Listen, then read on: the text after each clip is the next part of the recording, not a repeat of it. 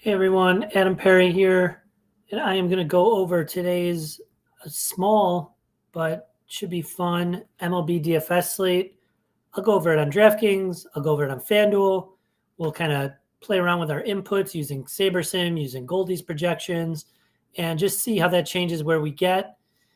You're looking at the games here on my screen, and you see that one kind of later one, Colorado, Arizona, with Arizona averaging 7 runs and Colorado not far behind. So it's going to be interesting to see how much of that we get. I expect it to be quite a bit, but we will find out. What's up? Afternoon to you too, Andy, and to everyone.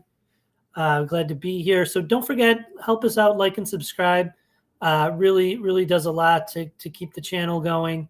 And if you like what you see with the contest sims and the play-by-play sims that we run to get projections and build lineups, check out TrueDFS.com. There's a new website coming soon that'll make things a little bit more streamlined, and you get all these projections, Goldie, Sheets, SaberSim projections. You get the SaberSim simulation models. You get the Pay Dirt Analytics model for DFS and for betting. You get the premium Discord. You get so much. It's really one of the more interesting, robust, and complete packages that I think you get in the industry. So, yeah, what's up? Afternoon to you too, Cujo. Anyone out there, give us a shout out. So, yeah, let's build. I'm going to switch over to Goldie stuff for DraftKings. And I'll do like we do when I'm with Sheets, is we just compare the different projection sets where we're getting. If I maybe look at weather first. You got a little bit in Washington, a little bit in New York. The bigger question mark is Minnesota and Detroit. So, yeah, rough thought we were getting off easy, maybe not. So you got to monitor all these. A little bit in Colorado, although if there is any delay in Colorado, it's not going to end the game, I don't think. So you're probably only playing mostly bats from that game. So, maybe you have a few shares of the pitching, but not to worry too much about there. But take a look at the weather throughout the day. And yeah, let's get this build going. It looks like a Luzardo and Skubal slate. If I look in Goldie's projections, they're just 13 and 10 above the rest of the pitching, here. So it seems like we'll get a lot of them, especially Luzardo. But we might get some of the Bybee. The thing is that the pricing is going to matter because Arizona is not going to be cheap, and it's going to want to get them in. So Skubal's kind of high priced. Who knows? Coming off a bad start, we'll see what happens. He's still the best pitcher in baseball to me, but let's see. So let's run the portfolio manager in the contest sims and see where we get with our lineups. I didn't make any changes to stacks. Normally, I would ask it just for 5-man, 2-mans, but for the sake of brevity, let's keep it here. We're getting mostly 5-mans, as you can see. Some 4-4s, some 4s in there. I'll probably X these out, these 3-1s. We'll come back to that. Let's take a look at pitching. Yeah, it's Luzardo, 60%, Skubal, 40%. Then Bybee. So Bybee and Skubal about equal. Let's see on stacks. Yeah, almost half Arizona for 5-mans. Ton Arizona, then the Colorado and the 4-mans. Just getting a ton of exposure to that game. One thing, let's see what happens if we get rid of 4 2s, 3 2s, 3 3s. We can keep 4-2-2. Now let's take a look. I'm inclined to just build these kind of stacks to begin with so they don't show up in my pool. But we'll do that in our next run. So now let's see how that affects things. Yeah, just even more Arizona. A little less on the 5-mans, but they bump up in the 4-mans. Just a little more overall. See if that means less Skubal. because of the price. Not really. No. Still getting to a ton of him. Plenty of Luzardo. That's 60%. He's expected to be 46% ownership now. So above the field there, a little below on Skubal and above on Bybee. Since if we use Goldie's stuff, let's switch over to Saber Sims projections and see if changing the inputs changes with the, it's definitely going to change our pool. And then let's get rid of some of these ugly stacks so we don't even build them. We'll keep these. And then let us rebuild. We'll see. Yes, and Rez. For smaller slates, do you stick with just 5 mans? Never mind. Yeah, I just covered that. I'm still we're still going to get mostly 5 mans, I think. But I'll keep some 4/4s, some 4/3s, let them get in the builder, see how many we get to. It gives the sim some options. And so I'm fine with that. But I do tend to prefer the 5 mans, even on the smaller slates. I don't know if this is considered a small slate or a medium slate. It's probably on the smaller side. So we'll keep the 4/3s and 4/4s. I don't want these like 4s with one-offs and things and 3s with one-offs. I always say this. It's not like they can't grade well. It's not like we can't get plus EV lineups like that, and they could support our portfolio management and so on. But they're most likely not going to be plus EV. And then we only get to build 5,000 lineups. So we want everything in our pool of 5,000 to be something we want to get a grade on. We want to get an ROI metric for. So yeah, we still get mostly 5s. 44% 5/2s, 19.3. So we're at 63%, 70, 79, about 78% 5-man stacks. Is that, that's even more. And then 20% of the 4/3s and 4/4s. So let's go with it. Let's see using Saber stuff.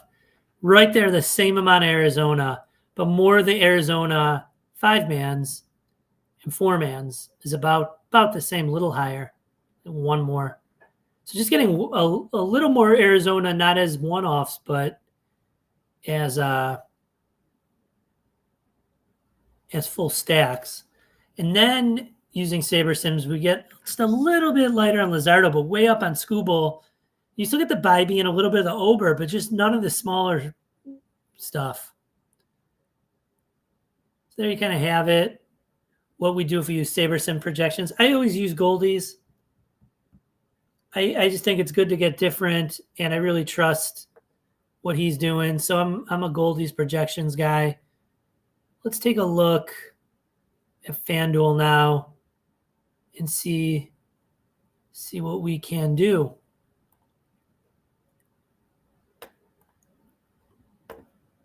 We'll do the same exact thing here. Use Goldie, see what we get to. Saber Sim, see what we get to. Oop. I'm going to change all of them to Goldies. And then stacks, I am not going to play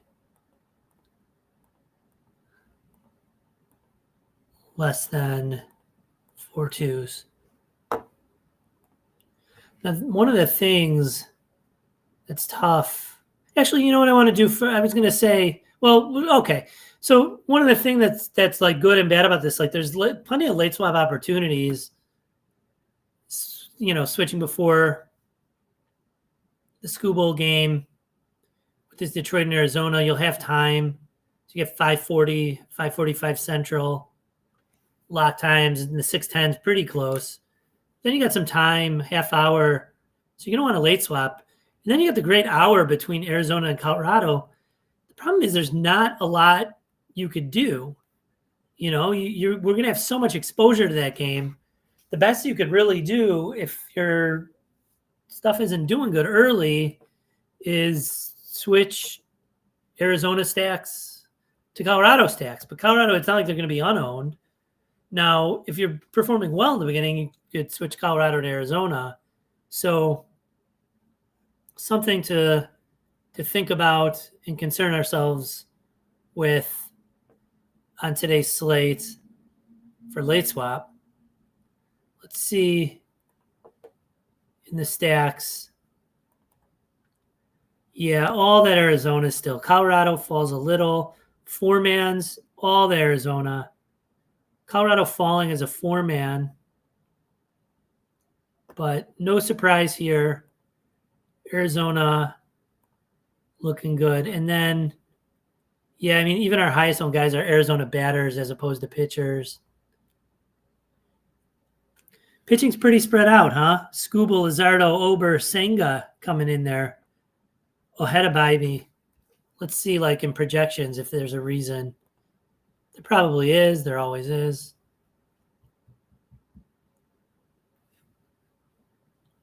So I hope. Oh, isn't that coming up? Refresh. There we go.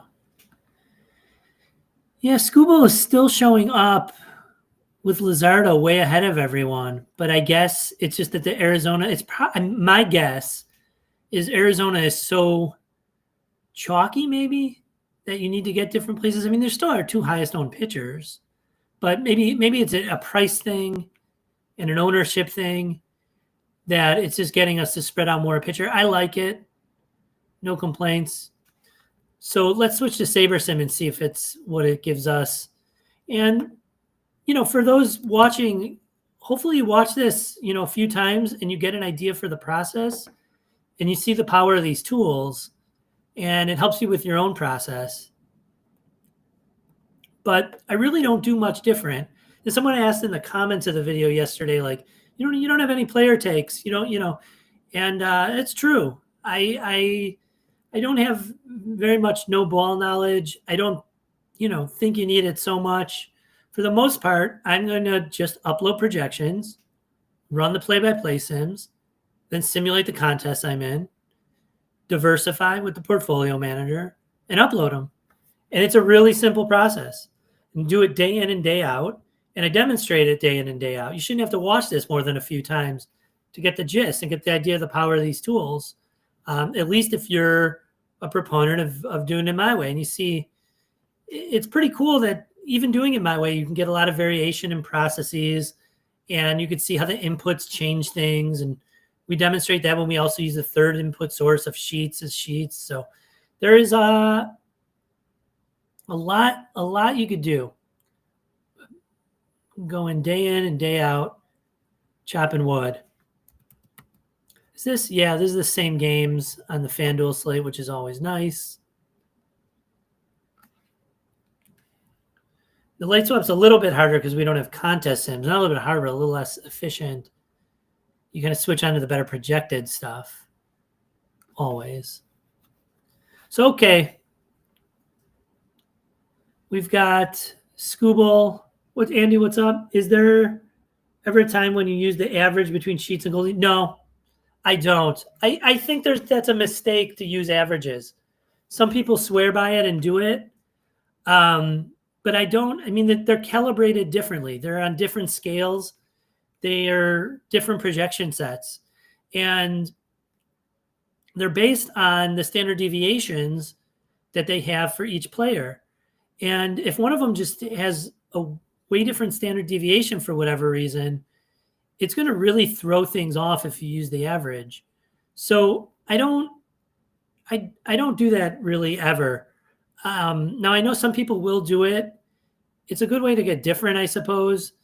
If you need like a different set of projections to create a different pool, maybe it avoids some dupage. So you could do that, but I would average SaberSims and goldies or SaberSims and sheets, not sheets and goldies. Those will already differentiate you and make your pool a solid bit different than if you're just using SaberSim stuff, and maybe avoid some dupage. But in general, I'm not an averager. But thanks for the question. It's a good one. you can ask someone who is an averager why they do it and what their rationale is. And when Bobby gets back, I think he does it sometimes. So we'll get some insight from him. But here using Saber Sims, I get a lot more Scooble, a lot less Luzardo. Ober jumping up. Let's see if we still get like a gazillion Arizonas. I'm sure we do, but yeah, 54% Arizona. Four-man's Arizona jumping. But then Phillies, Mets. So we had Mets as our second own. We got as many Phillies with Saber Sims projections. And Colorado falling just a dipping a little bit. So there you have it. Here's what we would do. Here's when we run our process, do a little comparison between projection sets. Don't forget, like and subscribe. It helps us out. If you think these tools are as powerful as I think they are, check out TrueDFS.com. We're upgrading the website soon. So if you have trouble navigating it, send us a shout out in the comments and we'll try and help you. Come join us in Discord.